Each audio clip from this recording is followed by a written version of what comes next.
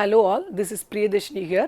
இன்னைக்கான verbal ability classல நம்ம என்ன பார்க்க போறோம் அப்படின்னா CUET 2022 ஓட part 2 questions பார்க்க போறோம். part 1ல set of questions பார்த்திருப்போம், அதோட analysis பார்த்திருப்போம். part 2ல remaining question அதுக்கான analysis பார்க்க போறோம். இது ஏன் பண்றோம் அப்படின்னா நீங்க எக்ஸாம் எழுத போகும்போது அதை பார்க்கும்போது உங்களுக்கு எந்த டாபிக்குமே புதுசா தெரியாது. மேபி உங்களுக்கு அது அக்யூரேட்டான ஆன்சர் தெரியாமல் இருந்திருக்கலாம், பட் இந்த டாப்பிக்லேருந்து தான் வரும் அப்படின்றதுக்கான ஐடியா உங்களுக்கு கிடைக்கும். அதுக்காக தான் இந்த அனாலிசிஸ்லாம் நம்ம பண்ணுறோம். So let's start the class now. Look at the first question. From the given options, select the one which most correctly explains the given expression to smell a rat. To smell a rat அப்படின்றதுக்கான meaning கேட்டிருக்காங்க. இது வந்து எந்த topic அப்படின்னா idiom and phrases தான்.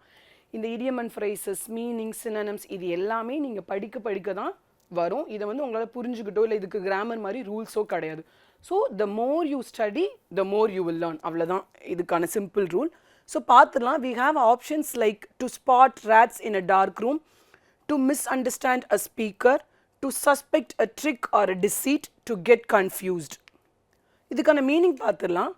இதுக்கான என்ன answer சரியாக வரும் அப்படின்னா to suspect a trick or a deceit. Meaning என்ன அப்படின்னா to feel that something is wrong or that someone is trying to deceive you. Deceive அப்படின்னா என்னன்னா ஏமாற்றுறது. உங்களுக்கு ஒரு உள்ளுணர்வு தோணலை, இது ஏதோ தப்பாக இருக்குது, இல்லை இவன் ஏதோ நம்மளை என்னமோ சொல்லி ஏமாற்ற பார்க்குறான் அப்படின்றது தான் இதற்கான மீனிங். அண்ட் அந்த மாதிரியான நேரங்களில் இல்லை சமயங்களில் you can use the term to smell a rat. Example பாருங்க. If John suddenly started being extra nice to me right before asking for a loan, I would smell a rat and suspect he was trying to manipulate me. Suspect அப்படின்றது என்ன? சந்தேகப்படுறது. Manipulate அப்படின்றது என்ன? Manipulate அப்படின்னா தான் நினைக்கிறத ஒரு விதமாக சொல்லி இன்னொருத்தரை பண்ண வைக்கிறது. It's call manipulation. ஸோ இங்கே என்ன சொல்ல வராங்கன்னா ஜான் வந்து எப்போதுமே ஒரு மாதிரி நார்மலாக பேச, திடீர்னு அவன் ரொம்ப ஸ்வீட்டாக பேசுகிறான். எதுக்கு அப்படின்னா ஏன்னா அவன் லோன் கேட்டிருக்கான். ஸோ அந்த லோன் அவர் கொடுக்குறதுக்காக அவன் ரொம்ப எக்ஸ்ட்ரா நைஸாக இருக்கான். ஸோ அது வந்து அவருக்கு ஏதோ ஒரு சந்தேகத்துக்கு படியாக இருக்குது, ஏதோ இவன் பண்ண போகிறான், ஏதோ இவன் நம்மளை ஏமாற்ற போகிறான் அப்படின்னு இவர் வந்து ஃபீல் பண்ணுறார். அதை தான் இதுக்கான மீனிங். ஸோ இந்த மாதிரியான சமயங்களில் you can use the term to smell a rat. ஏன் மற்ற ஆப்ஷன்ஸ்லாம் இல்லை அப்படின்றதையும் பார்த்துடலாம். To spot rats in a dark room. இது லிட்ரலாக அந்த டார்க் ரூமில் எலி இருக்குது அப்படின்னு சொல்கிறாங்க, விச் இஸ் ராங். ஸோ இது வராது. To miss understand a speaker, அதாவது அந்த டேர்மை யூஸ் பண்ணுறவங்க வந்து தப்பாக புரிஞ்சுக்கிறது அப்படின்னு இது மீனிங் வருது. ஸோ இதுவும் வராது. டு கெட் கன்ஃபியூஸ்ட், குழப்பமாயிடுறது. ஸோ இதுவும் வராது. ஸோ சரியான ஆன்சர் என்ன அப்படின்னா to suspected trick or a deceit அப்படின்றதான் இங்கே சரியான பதிலாக இருக்கும். Next question. From the given options, select the one which most correctly explains to given expression to take a leap in the dark. To take a leap in the dark. இதற்கான meaning கேட்டிருக்காங்க. We have 4 options. சரியான answer என்ன அப்படின்னா to take a leap in the dark means to take a risk or make a decision without knowing what the consequences will be. ஒன்றை நோக்கி ஒரு decision எடுக்கிறது, ஒரு ரிஸ்க் எடுக்கிறது. ஆனால் உனக்கு அது என்னவாகும்னு தெரியாது. அது நல்லா ஆகலாம் இல்லை கெட்டதாகலாம். உனக்கு வந்து அந்த விளைவுகள், கான்சிக்வன்சஸ்னால் விளைவுகள் எதுவுமே தெரியாது. ஒரு ரிஸ்க் எடுக்கிற அதுக்கான விளைவுகள் என்னவா வேணாலும் இருக்கலாம். அந்த மாதிரியான டேர்மில் you can use this. Example பாருங்க. Starting a new business without knowing if it will succeed is taking a leap in the dark. ஒரு பிஸ்னஸை ஸ்டார்ட் பண்ணுறோம், அது சக்ஸஸ் ஆகுமா என்ன ஏதுன்னே தெரியாது, அது எதா வேணாலும் ஆகலாம். அதுதான் இங்கே சொல்ல விரும்புகிறேன். ஸோ இந்த மாதிரியான இடங்களில் you can use the term taking a leap in the dark அப்படின்ற டேர்மை நீங்கள் யூஸ் பண்ணலாம். To perform a secret ritual. Ritual அப்படின்றது என்னன்னா சடங்கு சம்பிரதாயம்னு சொல்லல, that is call ritual. So இது கம்ப்ளீட்டாக இங்கே ஒத்தே வராது. ஸோ இந்த ஆன்சர் வராது. To jump after the sun has set. This is incorrect because the phrase is metaphorical, not literal. It has nothing to do with physically jumping. Jumping ஃபிசிக்கலாக jump பண்ணுறது, இதுக்கும் டு லீப் இன் த டார்க்கும் சம்பந்தமே கிடையாது. So இதுவுமே வராது. To be afraid of the dark, நைட்டை நோக்கி பயமாக இருக்குது அப்படின்றத இங்கே சொல்ல வர மீனிங். ஸோ இதுவுமே இங்கே வராது.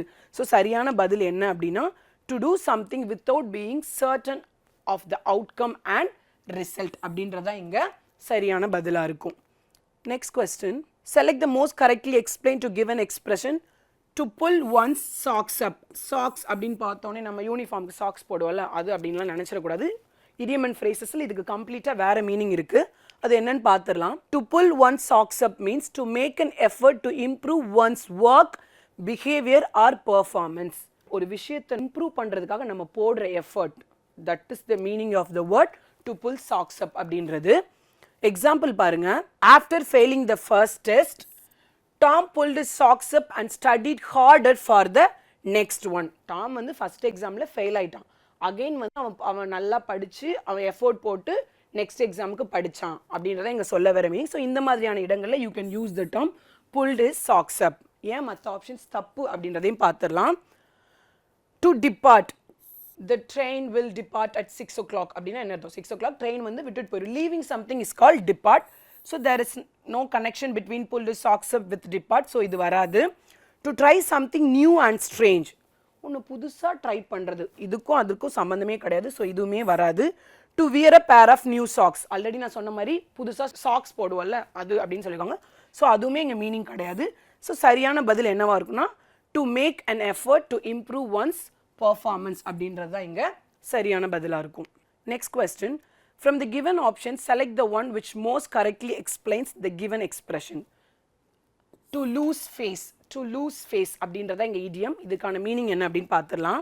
த correct answer is to lose respect from others. To lose face means to lose respect or credibility in the eyes of others, often due to a failure, embarrassment or humiliation. எம்பாரஸ்மெண்ட்னா என்ன?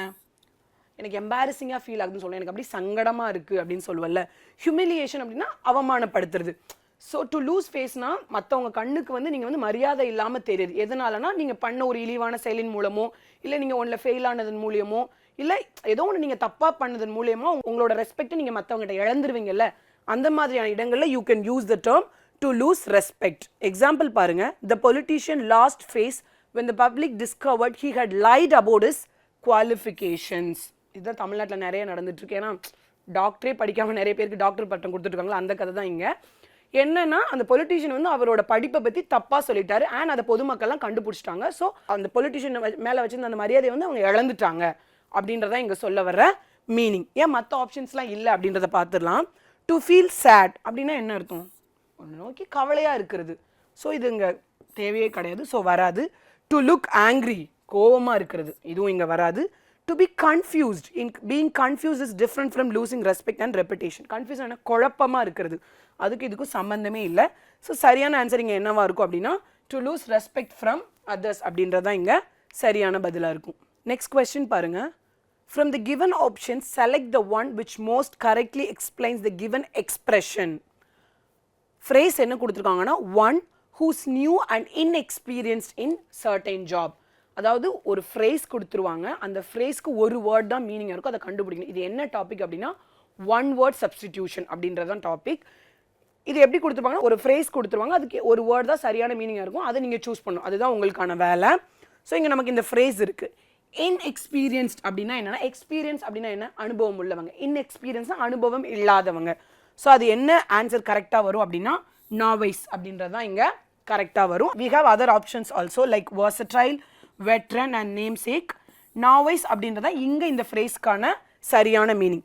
she is a novice at playing the piano but she is learning quickly. அவங்களுக்கு வந்து piano கற்றுக்கிறதுல அனுபவம் இல்லை, ஆனால் அவங்க வந்து சீக்கிரம் கற்றுக்குறாங்க அப்படின்றத இங்கே சொல்ல வர மீனிங். ஏன் மற்ற ஆப்ஷன்ஸ்க்கான மீனிங்கும் நம்ம பார்த்துடலாம்.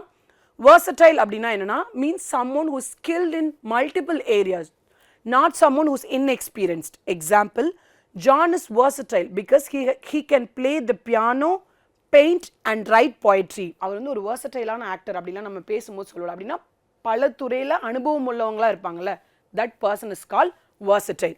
ஸோ ஜான் இங்கே வந்து ப்ளே பண்ணுறாரு, பெயிண்ட் பண்ணுறாரு, போயம் எழுதுறாரு, எல்லாமே பண்ணுறாரு. ஸோ அந்த மாதிரி எல்லாமே பண்ணக்கூடிய அந்த மாதிரியான மனிதர்களை நம்ம எப்படி சொல்லுவோம் அப்படின்னா versatile அப்படின்ற டேர்மை நம்ம அந்த மாதிரியான இடங்களில் யூஸ் பண்ணலாம். வெட்ரன் அப்படின்றது என்னன்னா refers to someone with lot of experience in a field. வெட்ரன்னா ஒருத்தருக்கு வந்து நிறைய எக்ஸ்பீரியன்ஸ் இருக்குல்ல, அவங்கள தான் நம்ம வெட்ரன் அப்படின்னு சொல்லுவோம். நேம் சேக் அப்படின்றது என்னன்னா means a person who shares the same name as someone else. It has nothing to do with experience. இங்கே பாருங்க, John Junior is the namesake of his father John Senior. ஒருத்தரோட name மாதிரி இன்னொரு name இருக்குல்ல, அதுதான் name சேக் அப்படின்னு சொல்லுவோம். இங்கே ஜான் சீனியர்ன்றது அவரோட அப்பா, அந்த மகனுக்கு பேர் வந்து ஜான் ஜூனியர். ஸோ இதுதான் நேம் சேக் அப்படின்றது. இதுக்கும் நம்ம ஃப்ரேஸ்க்கும் சம்மந்தமே இல்லை. ஸோ நாவிஸ் அப்படின்றதான் இங்கே சரியான பதிலாக இருக்கும். நெக்ஸ்ட் கொஸ்டின் பாருங்க. From the given options select the one which most correctly explains the given expression. One who hates mankind. மேன்கைண்ட்னா என்ன? ரொம்ப பாசமா, இல்லை ஒருத்தர் மேலே அக்கறையா, கம்பேஷனேட்டா, அந்த மாதிரி இருப்பாங்களா, அவங்கள தான் மேன்கைண்ட் சொல்லுவோம். ஸோ அதை வெறுக்கிறவங்களை என்ன சொல்லுவோம் அப்படின்னா மிசன்த்ரோப். இதற்கான ப்ரொனன்சியேஷன் என்ன அப்படின்னா மிசன்த்ரோப் அப்படின்றதான் இங்கே இதற்கான ப்ரொனன்சியேஷன். மற்ற வார்த்தைகளை என்ன அப்படின்னு பார்த்துலாம். இதை நம்ம யூஸ்வலாக எப்படி சொல்லுவோம் அப்படின்னா சாடிஸ்ட் அப்படி தானே சொல்லுவோம், அது தப்பு. சேடிஸ்ட் அப்படின்றதான் இங்கே சரியான ப்ரொனன்சியேஷன், சேடிஸ்ட். நார்சிசிஸ்ட், மிசாலஜிஸ்ட், இதுக்கான மீனிங்கும் நம்ம பார்த்துடலாம். Sadist, a person who enjoys seeing others in pain. Example, a sadist enjoys bullying others and finds happiness in their suffering. ஒருத்தர் கஷ்டப்படுறத பார்த்து சந்தோஷப்படுவாங்கல்ல, those people are called sadist. நம்ம யூஸ்வலாக கூட சொல்லுவோம்ல sadist மாதிரி நடந்துக்காது அப்படின்னு சொல்லுவோம்ல, ஒருத்தர் கஷ்டத்தை பார்த்து சந்தோஷப்படுவாங்கல்ல, those people are called sadist. Second, narcissist, a person who loves themselves too much. Self love is fine, நம்மளே லவ் பண்ணிக்கிற அதெல்லாம் ஃபைன், பட் அது டூ மச்சாக போகும்போது இட் இஸ் டாக்ஸிக். ஸோ தன்னைத்தானே ரொம்ப லவ் பண்ணி தான் பண்ணுறது தான் கரெக்ட், மற்றதெல்லாம் தப்பு அப்படின்னு சொல்லுவாங்கள்ல, those people are called narcissist. Misanthrope அப்படின்றது என்னன்னா the one who hates mankind. She is a misanthrope, always complaining others. அவளுக்கு வந்து எப்போ பார்த்தாலும் மற்றவங்களை பற்றி கம்ப்ளைண்ட் பண்ணிட்டே இருப்பா, மற்றவங்களை பற்றி கவலையே இல்லாமல் இருப்பா அப்படின்னு சொல்லுவோம்ல, அந்த மாதிரியான மனிதர்கள் it's call misanthrope. Next, misologist, a person who dislikes debates or learning. Emma refuses to listen to logical arguments. She is a misologist. சிலவங்க இருப்பாங்க சண்டை போடுறதுக்கு ரெடியாக இருப்பாங்க, பட் நம்ம லாஜிக்கலாக சில பாயிண்ட்ஸ் சொல்லும்போது அதை வந்து அக்செப்ட் பண்ணிக்க மாட்டாங்க. தோ இட் இஸ் கரெக்ட், அவங்களால அதை வந்து அக்செப்ட் பண்ணிக்க முடியாது. அந்த மாதிரியான மனிதர்கள் இஸ் கால் மிசாலஜிஸ்ட். ஸோ இது எல்லாமே நீங்கள் டே டு டே லைஃப்பில் யூஸ் பண்ணிகிட்டே இருந்தால் தான் இது உங்களுக்கு மறக்காது. இதை ஒரு டைம் படிச்சுட்டு எழுதி வச்சா கண்டிப்பாக மறந்துடும். இது டே டு டே லைஃப்பில் இப்போ எவனாவது ஒருத்தன் வந்து மற்றவங்க கஷ்டப்படுறத பார்த்து சந்தோஷப்பட நான் எப்படி கூப்பிடணும்னா சேடிஸ்ட். அந்த மாதிரி நீங்கள் டே டு டே லைஃப்பில் நீங்கள் இதை யூஸ் பண்ணால் இது உங்களுக்கு வந்து மறக்காமல் இருக்கும். அண்ட் எக்ஸாமுக்கு உங்களுக்கு இது ஹெல்ப் பண்ணும். நெக்ஸ்ட் கொஸ்டின் பாருங்கள். From the given options, select the one which most correctly explains the given expression recurring every 10 years. அதாவது 10 இயர்ஸ்க்கு நடக்கிற ஒரு விஷயத்தை என்ன சொல்லுவோம் அப்படின்னா டிசெனியல் அப்படின்னு சொல்லுவோம்.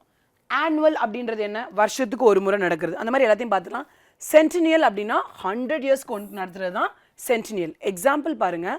The city celebrated its centennial anniversary after a century of existence. அந்த சிட்டி வந்து 100 வருஷமா இருக்கிறதுக்கு அவங்க வந்து செலிப்ரேட் பண்ணியிருக்காங்க. ஸோ 100 வருஷத்துக்கு நடக்கிற ஒன்று இட்ஸ் கால் சென்டினியல்.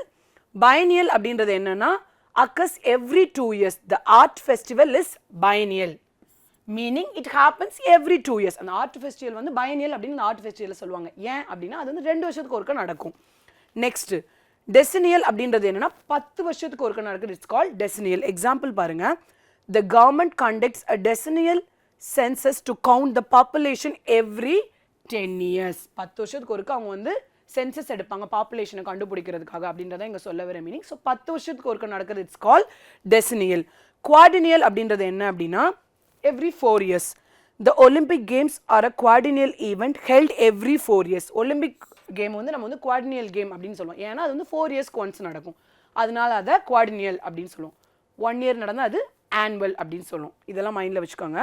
ஸோ சரியான பதில் இங்கே என்ன அப்படின்னா டெசினியல் அப்படின்றத இங்கே சரியான பதிலாக இருக்கும். Next question. From the given options, select the one which most correctly explains the given expression. Fear of water.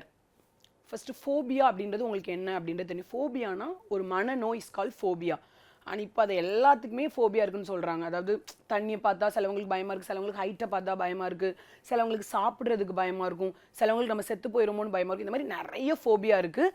அதில் ஃபியர் ஆஃப் வாட்டர், தண்ணியை பார்த்தா சிலவங்களுக்கு பயம் இருக்குல்ல, those people are call hydrophobia. அவங்களுக்கு வந்து தண்ணியை பார்த்தா பயம், அதுதான் அவங்களுக்கு ஹைட்ரோஃபோபியா அப்படின்றது பேர். அப்போ ஒருத்தன் வந்து தண்ணியை பார்த்து பயந்தான் அப்படின்னா நீங்கள் அவனை என்ன சொல்லணும் அப்படின்னா டோன்ட் பி ஹைட்ரோஃபோபியா, தண்ணியை பார்த்து பயப்படாத, ஹைட்ரோஃபோபியா இருக்காது அப்படின்னு சொல்லணும். ஸோ ஹைட்ரோஃபோபியா அப்படின்றது என்ன அப்படின்னா ஃபியர் ஆஃப் வாட்டர் அப்படின்றத அர்த்தம். மற்ற ஆப்ஷன்ஸ்க்கான மீனிங்கும் பார்த்துடலாம். கிளப்டோஃபோபியா அப்படின்றது என்னன்னா fear of stealing or being stolen from.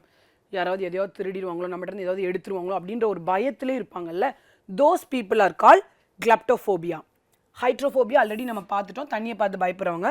ஹோடோஃபோபியா யார் அப்படின்னா ட்ராவல் பண்ணுறதுக்கு பயப்படுவாங்க. நிறைய பேருக்கு ட்ராவல் தான் பிடிக்கும், பட் ட்ராவலே சிலவங்களுக்கு பிடிக்காது இல்லை, அவங்களுக்கு பயமாக இருக்கும். நம்ம ட்ராவல் பண்ணால் நமக்கு என்ன ஆகும், இல்லை அங்கே ஃபுட் எப்படி இருக்கும், அந்த மாதிரி ட்ராவலை நோக்கிய பயம் அவங்களுக்கு இருக்கும். Those people are called hodophobia. Hedonophobia அப்படின்னா என்னன்னா ஃபியர் ஆஃப் ப்ளஷர். அவங்களுக்கு சந்தோஷத்தையும் அனுபவிக்க தெரியாது. சிலவங்க நம்ம கூட பார்ப்போம்ல, ஐயோ நான் இன்னைக்கு ரொம்ப சிரிக்கிறேன், இனிமேல் எனக்கு என்ன வரப்போதோ, என்ன கஷ்டம் வரப்போதோ, கண்டிப்பாக நான் சிரிச்சிட்டேன், சாயங்காலம் எனக்கு கண்டிப்பாக அழுவேன் அப்படின்னு சொல்லுவாங்கல்ல. அவங்களுக்கு ஒரு சந்தோஷத்தை கூட என்ஜாய் பண்ண தெரியாது, அந்த ப்ளஷரை கூட அவங்களால என்ஜாய் பண்ண முடியாது. Those people are called hedonophobia. Next question. From the given options, select the figure of speech, poetic device used in the expression. So, இந்த phrase பாருங்க. Matthew met Michael at the Mayor's Moor. Moor அப்படின்றது என்னன்னா ஒரு open space with lots of grass, kind of a garden, it's called moor. So, இங்க இந்த மாதிரியான ஒரு phrase கொடுத்திருக்காங்க. And we have 4 options like simile, personification, metaphor and alliteration. இதுக்கு alliteration அப்படின்றதா இங்க சரியான பதிலா இருக்கும். ஏன் அப்படின்றதை நம்ம பார்த்துடலாம். Alliteration is a poetic device in which the same consonant sound used and repeated at the beginning of closely placed words in the given phrase. Matthew met Michael at the Mayor's Moor. Consonant sound. Consonant sound na enna? Alphabetல vowel இல்லாமல் இருக்கிற எல்லா sounds are called consonant. Alliteration அப்படின்றது என்னன்னா ஒரு ஃப்ரேஸில் consonant sound அடிக்கடி வந்தது அப்படின்னா அதுதான் அலிட்ரேஷன். இங்கே எம் அப்படின்ற கான்சனன்ட் மே அப்படின்ற சவுண்ட் வந்து அடிக்கடி வந்திருக்கு. ஸோ இது வந்து அலிட்ரேஷனுக்கான example. The repetition of the M sound is Matthew, Matt, Michael, Meyers, Moore வந்ததுனால இதை வந்து நம்ம அலிட்ரேஷன் அப்படின்னு சொல்லுவோம். சிமிலினா என்ன? கம்பேர் பண்ணுறது. லைக், அஸ் அப்படின்ற வேர்டை வச்சு உன்னை கம்பேர் பண்ணால் அது வந்து சிமிலி. Personification என்ன? Human qualities and non-human things சொல்றது, it's called personification. Metaphor அப்படின்னா என்னன்னா ஒரு விஷயத்தை கம்பேர் பண்ணுறது ஆஸும் லைக்கும் இல்லாமல் கம்பேர் பண்ணால் அது வந்து மெட்டஃபர். ஸோ இங்கே சரியான பதில் வந்து alliteration அப்படின்றத இங்கே சரியான பதிலாக இருக்கும். Next question. சந்துஸ் uniform fits him like a glove. glove அப்படின்னா என்ன? நம்ம அந்த கை உரைன்னு சொல்லுவோம், அந்த டாக்டர்ஸ்லாம் போட்டிருப்பாங்களா, தட் இஸ் கால் glove. இங்கே என்ன சொல்ல வர்றாங்க அப்படின்னா அவனோட யூனிஃபார்ம் வந்து அவனுக்கு வந்து அப்படி க்ளவ் மாதிரி ஃபிட்டாக கரெக்டாக பர்ஃபெக்டாக இருக்குது அப்படின்னு சொல்கிறாங்க. ஆனால் லைக் அப்படின்ற வேர்டை யூஸ் பண்ணி அவனோட யூனிஃபார்மை க்ளவ் அப்படின்றதோட கம்பேர் பண்ணியிருக்காங்க. ஸோ ஆப்வியஸாக ஆன்சர் என்ன? சிமிலி அப்படின்றதான் இங்கே ஆன்சர். பர்சானிஃபிகேஷனுக்கான டெஃபினிஷன் ஆல்ரெடி பார்த்துட்டோம். மெட்டஃபரும் உங்களுக்கு தெரியும். ஆக்சிமொரான் அப்படின்றது என்ன அப்படின்னா முன்னுக்கு பின் முரணாக இருக்கிறது. அதாவது ஃபார் எக்ஸாம்பிள் உண்மை, பொய், அன்பு, வெறுப்பு, இந்த மாதிரி முன்னுக்கு பின் முரணாக இருக்குது பக்கத்தில் ஒரு ஃப்ரேஸில் வந்தால் அதுதான் ஆக்சிமொரான் அப்படின்றது. ஸோ இங்கே சிமிலி அப்படின்றத நமக்கு சரியான பதிலாக இருக்கும். நெக்ஸ்ட் கொஸ்டின் பாருங்க. Tom and Jerry share a love had relationship. Love had, அன்பு, வெறுப்பு ரெண்டும் பக்கத்தில் வந்திருக்கு. ஸோ ஒரு முன்னுக்கு பின் முரணானது பக்கத்தில் வந்தால் நம்ம என்ன சொல்லுவோம் அது அப்படின்னா ஆக்சிமொரான் அப்படின்றதான் சொல்லுவோம். ஸோ இங்கே ஆக்சிமொரான் அப்படின்றது தான் சரியான பதிலாக இருக்கும். நெக்ஸ்ட் கொஸ்டின் பாருங்கள். All the word is stage. இது வந்து ஷேக்ஸ்பியரோட ஒரு ஃப்ரேஸ். இந்த உலகமே ஒரு மேடை அப்படின்னு சொல்லியிருக்காங்க. ஆனால் அஸ் லைக்கை வச்சு கம்பேர் பண்ணல. இந்த உலகம் வந்து ஒரு மேடை அப்படின்றதான் சொல்லியிருக்காங்க. ஸோ உன்னை கம்பேர் பண்ணுறாங்க ஆஸும் லைக்கும் இல்லாமல் அப்படின்னா ஆப்வியஸாக it is consider as a metaphor அப்படின்றதான் இங்கே சரியான பதிலாக இருக்கும். Next question. From the given option select the opposite in meaning to the given word liability. Liability அப்படின்றதுக்கான மீனிங் என்னன்னு தெரிஞ்சாதான் உங்களுக்கு ஆப்போசிட் என்னன்னு தெரியும். அண்ட் வி ஹாவ் ஆப்ஷன்ஸ் என்னன்னு பார்த்துடலாம். லயபிலிட்டி அப்படின்னா என்னன்னா while liability refers to something that is owed or a financial obligation. ஒன்றை நோக்கிய ஒரு பொறுப்பு இல்லை பண சம்பந்தமான ஒரு கடமை, it is call liability. Asset அப்படின்றத இங்கே இதுக்கான ஆப்போசிட் வரும். அசட் அப்படின்றது என்னன்னா நமக்குன்னு சொந்தமாக இருக்குது. வேற liability வந்து ஒன்றை நோக்கி ஒரு பொறுப்பும் ஒரு கடமை உணர்ச்சியும் இருக்கிறது. அது வந்து என்னோட அசட்னா அது எனக்கானது, நம்ம ஓன் பண்ணுறது, it's call asset. So asset அப்படின்றத இங்கே இதுக்கு ஆப்போசிட்டாக வரும். எக்ஸாம்பிள் பாருங்க. A good education is an asset for a successful career. ஒரு நல்ல எஜுகேஷன் வந்து ஒரு நல்ல ஒரு சிறந்த ஒரு கரியர் அமைகிறதுக்கு ஒரு சொத்தா இருக்கும் அப்படின்றத இங்கே சொல்ல வருது. அசட்னா சம்திங் வி பொசஸ், அதை வந்து ஓன் பண்ணிக்கிறது, இட்ஸ் கால் அசட். ஏன் மற்ற ஆப்ஷன்ஸ் இல்லைன்னு பார்த்துலாம். மணி அப்படின்னா என்ன? காசு. No way related to this, so வராது. Property is an asset but it is not direct opposite to liability. Direct ப்ராப்பர்ட்டியும் அசட் தான், பட் அசட் அப்படின்ற வார்த்தை வந்து லயபிலிட்டிக்கு சரியான ஆப்போசிட்டாக இருக்குது அப்படின்றதுனால நம்ம அதை சூஸ் பண்ணியிருக்கோம். இப்போ ப்ராப்பர்ட்டி வராது. டிஇபிடி இதை வந்து டெப்ட் அப்படின்னு சொல்லக்கூடாது, இட்ஸ் டெட். அதுதான் இங்கே சரியான பதில். டெட் அப்படின்ற என்னன்னா கடன். இதோட ப்ரொனன்சியேஷன் என்னன்னா டெட், நாட் டெப்ட். டெட் அப்படின்றத இங்கே ப்ரொனன்சியேஷன். அப்படின்னா என்ன அப்படின்னா கடன் அப்படின்றதான்.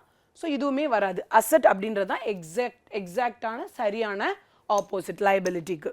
Next question. From the given options, select the opposite in meaning to the given word stringent.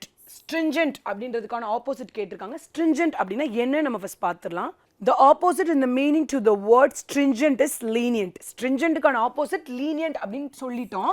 But stringentனா உங்களுக்கு என்னன்னு தெரியணும்ல. While stringent refers to something strict, severe or rigorous. ஒன்றை நோக்கி ரொம்ப அப்படி கரெக்டாக ரொம்ப ஸ்ட்ரிக்டாக விகரஸாக இருக்கிறது இட்ஸ் கால் stringent. லீனியன்ட் அப்படின்னா கேஷுவலாக கொஞ்சம் கேர் ஃப்ரீயாக லீனியண்ட்டாக விட்டுறது, ரொம்ப அப்படி ஸ்ட்ரிக்டாக இல்லாமல் கொஞ்சம் லைட்டாக லூஸாக விட்டுறது இட்ஸ் கால். அது எதை வேணாலும் இருக்கலாம். இட்ஸ் அபவுட் ஒரு ரூல்ஸாக இருக்கலாம், இல்லை ஒரு பொறுப்பாக இருக்கலாம். லீனியண்ட்டாக இருக்காத இதில் கரெக்டாக இரு அப்படின்னு சொல்லுவோம்ல. அப்படின்னா ரொம்ப பொறுப்பாக இல்லாமல் கொஞ்சம் கேர் ஃப்ரீயாக இருக்கிறது இட்ஸ் கால் லீனியன்ட். மற்ற ஆப்ஷன்ஸில் ஏன் இல்லைன்னு பார்த்துடலாம். The teacher was lenient and did not punish the students for being late. யூஸ்வலாக அவங்க டீச்சர்லாம் லேட்டாக வந்து என்ன சொல்லுவாங்க, வெளியில் நில்லு அப்படின்னு சொல்லுவாங்க. அவங்களை என்ன சொல்லணும், நம்ம ஸ்ட்ரிக்ட் டீச்சர்னு சொல்லுவோம்ல. இன்ஸ்ட் ஆஃப் தட் நீங்கள் சொல்லலாம் ஸ்ட்ரிஞ்சன்ட் டீச்சர் அப்படின்னு சொல்லலாம். ஸ்ட்ரிஞ்சன்ட்னா சம்திங் வெரி ஸ்ட்ரிக்ட், வேரஸ் லீனியன்ட்டாக ரொம்ப கேர்ஃபுல்லி. அந்த டீச்சர் வந்து ரொம்ப லீனியன்ட்டு, லேட்டாக வந்தவங்களை கூட பனிஷ் பண்ணாமல் விட்டுட்டாங்க அப்படின்னு சொல்லுவோம்ல. ஸோ அதுதான் லீனியன்ட்கான மீனிங். மற்ற ஆப்ஷன் தான் ஏன் இல்லைன்னு பார்த்துலாம். வியமெண்ட் அப்படின்றது என்ன அப்படின்னா, வியமெண்ட் மீன்ஸ் பேஷனேட் ஆர் இன்டென்ஸ். ஒன்றை நோக்கி ரொம்ப இன்ட்ரெஸ்டாக இருக்கிறது இட்ஸ் கால் வியமெண்ட். சிவியர் அப்படின்னா என்னன்னா, severe it's more over related to stringent தான். ரொம்ப சிவியராக இருக்குன்னா ரொம்ப ஆழமாக இல்லை ரொம்ப உள்ளார்ந்து இருக்குன்னு சொல்லுவோம்ல, அதுதான் சிவியர் அப்படின்றது. General means to broad or non specific. நான் ஜென்ரலாக அட்வைஸ் பண்ணுறேன் எல்லாத்துக்கும் நல்லா படிங்க அப்படின்னா, ஸ்பெசிஃபிக்காக இல்லாமல் பொதுவாக சொல்லுவோம்ல, that is call general. So இதுக்கு சரியான பதில் என்ன அப்படின்னா லீனியன்ட் அப்படின்றத இங்கே சரியான பதிலாக இருக்கும். Next question, conscientious. இதுக்கான ஆப்போசிட் கேட்டிருக்காங்க. கன்சென்ஷியஸ் அதுக்கான ஆப்போசிட் கேட்டிருக்காங்க. We have options like mutual, scrupulous, irresponsible and meticulous. Conscientious-க்கு மீனிங் என்ன அப்படின்னு பார்த்துடலாம். The word conscientious means being diligent, careful and guided by a sense of duty or morality. உன்னை வந்து ரொம்ப ரெஸ்பான்சிபிளாக, diligentனா ரொம்ப பொறுப்போட ரெஸ்பான்சிபிளாக உன்னை வழி நடத்திட்டு போகிறது இட்ஸ் கால் conscientious. ஆப்போசிட் வந்து என்ன அப்படின்னா irresponsible, பொறுப்பு இல்லாமல் இருக்கிறது இட்ஸ் கால் irresponsible. ஸோ சரியான பதில் இங்கே என்ன இருக்கும் அப்படின்னா irresponsible அப்படின்றத சரியான பதிலாக இருக்கும். மற்ற ஆப்ஷன்ஸ்லாம் ஏன் இல்லைன்னு பார்த்துடலாம். Mutual, this means share between two or more people. அதாவது மியூச்சுவல் ரெஸ்பெக்ட் அப்படின்னு சொல்லுவோம்ல, ரெண்டு பேருக்கு பொதுவாக இருக்கிறது இட்ஸ் கால் மியூச்சுவல். ஸ்க்ரூப்யூலஸ் அப்படின்றது என்ன அப்படின்னா, this means very careful and attentive in detail, similar to conscientious. Scrupulous அப்படின்னா என்னன்னா ரொம்ப அட்டென்டிவாக ஒன்றை பொறுப்பாக பார்த்துக்கிறது it's call scrupulous. Irresponsible, I told you already, பொறுப்பு இல்லாமல் இருக்கிறது. எக்ஸாம்பிள் பாருங்க, throwing trash on the street is an irresponsible act. ட்ராஷ்னா குப்பை, குப்பையை தெருவில் போடுறது ஒரு பொறுப்பு இல்லாத தனம். குப்பை எங்கே போடணும், குப்பை தொட்டியில் தான் போடணும். Next, meticulous, this means very careful and precise, similar to conscientious. Meticulous அப்படின்றது என்னன்னா ரொம்ப ஸ்மார்ட்டாக ப்ரிசைஸாக இருக்கிறது இட்ஸ் கால் மெட்டிகுலஸ். ஸோ இங்கே சரியான பதில் என்ன அப்படின்னா irresponsible அப்படின்றதான் இங்கே சரியான பதிலாக இருக்கும். Next question, from the given option select the opposite in meaning to the given word perennial. Perennial அப்படின்றது என்ன அப்படின்றது தெரிஞ்சால் தான் நம்ம ஆப்போசிட் என்ன அப்படின்னு கண்டுபிடிக்க முடியும். பெரனியல் அப்படின்னா என்னன்னா lasting for a long time or recurring continuously, often used to describe the plants that live for multiple years or something enduring. நம்ம கோயிலெல்லாம் இருக்கல ஒரு ஆலமரம், அதெல்லாம் ரொம்ப வருஷமாக இருந்துகிட்டே இருக்குல்ல. ஸோ யூஸ்வலாக பெரனியல் அப்படின்றது என்னென்னா ஒரு ரொம்ப வருஷமாக இருக்கக்கூடிய பிளான்ட்ஸை வந்து நம்ம பெரனியல் பிளான்ட் அப்படின்னு சொல்லுவோம். இல்லை முடிவில்லாமல், அது எதை வேணாலும் இருக்கலாம், ஆறு எதா வேணாலும் இருக்கலாம். ஸோ ரொம்ப வருஷமாக முடிவில்லாமல் ஒன்று இருந்துகிட்டே இருக்குது அப்படின்னா அதை வந்து பெரனியல் அப்படின்னு நம்ம சொல்லுவோம். ஏன் மற்ற ஆப்ஷன்லாம் இல்லை அப்படின்றதே பார்த்துடலாம். இன்செசன்ட் அப்படின்னா என்னன்னா mean continuous or unending. Incessant அப்படின்னாலும் பெரனியல் தான், முடிவில்லாமல் போய்கிட்டே இருக்கிறது it's call incessant. Seasonal means occurring at certain times of the year, implying something temporary or not continuous, which is the opposite of perennial. சீசனல்னா அந்த சீசனுக்கு மட்டும்தான் அது இருக்கும். இப்போ சம்மர் சீசன் தானே, mango is a seasonal fruit அப்படின்னு நம்ம சொல்லுவோம்ல. அதாவது அந்த டெம்பரவரி அந்த சீசனுக்கு மட்டும்தான் இருக்கும். அது வந்து லாங் டேர்ம், நம்ம வருஷம் முழுக்க நமக்கு மாம்பழம் கிடைக்காதுல்ல, அந்த சீசனுக்கு மட்டும்தானே கிடைக்கும். ஸோ சீசனல் இஸ் சம்திங் டெம்பரவரியாக அந்த காலத்துக்கு மட்டும் கிடைக்கிறது. ஸோ இதுதான் இங்கே சரியான ஆப்போசிட்டாக இருக்கும். நெக்ஸ்ட் கொஸ்டின், ஃப்ரீக்வெண்ட், அடிக்கடி. ஃப்ரீக்வெண்ட்டாக லேட்டாக வந்துட்டே இருக்கும், அடிக்கடி அப்படின்னு சொல்லலாம், அதுதான் ஃப்ரீக்வெண்ட். காமன் அப்படின்னா என்னென்னா பொதுவாக, காமன் அப்படின்றது என்ன பொதுவாக. ஸோ இதுவுமே இங்கே வராது. சீசனல் அப்படின்றத இங்கே சரியான பதிலாக இருக்கும். நமக்கு இன்றைக்கி வந்து நிறைய கொஸ்டின்ஸ் பார்த்துருக்கோம், அதுக்கான அனலைசேஷன் ஏன் அந்த சரியான பதில், மற்ற ஆப்ஷன்ஸ்லாம் ஏன் இல்லை, இந்த மாதிரியான எல்லா டீட்டெயிலுமே நம்ம பார்த்துருக்கோம். ஸோ நான் இன்றைக்கும் நிறைய நியூ வேர்ட்ஸ் யூஸ் பண்ணியிருக்கேன், நிறைய ஃபோபியா சம்மந்தமாக நிறைய வேர்ட்ஸ் இந்த மாதிரிலாம் யூஸ் பண்ணியிருக்கேன். இதை எல்லாமே எழுதுங்க, படிங்க, டே டு டே லைஃப்பில் யூஸ் பண்ணுங்கள். அதுதான் உங்களுக்கு அது மறக்காமல் இருக்கும். நெக்ஸ்ட் கிளாஸில் நம்ம மீட் பண்ணலாம். Thank you so much.